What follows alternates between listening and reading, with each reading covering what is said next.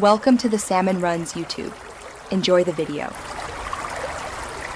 You start by locking your intent. Choose a square or rectangular canvas and set DPI high enough for detail. Once done, enable the perspective ruler and place 1 to 3 vanishing points depending on your pose. This orients every 3D plane.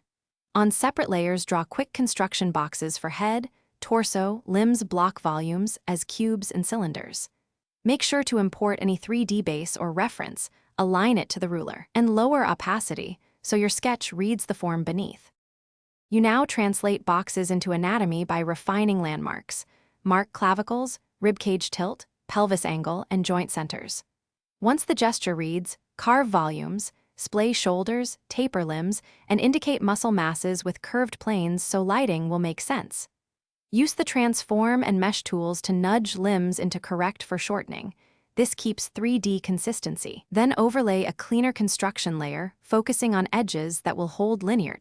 Think where planes meet. You finish by laying flat base colors, then add shadow layers set to multiply and lock transparency to paint only shapes. This preserves crisp edges. Once done, add midtones and a rim light to sell the silhouette, and paint reflected light on the opposite plane to emphasize volume. Make sure to clean linear on a top layer and merge visible groups for export. If proportions or perspective look off, reset the perspective ruler and use subtle mesh/warp adjustments rather than redrawing from scratch. Thanks for watching. Consider subscribing if we helped you.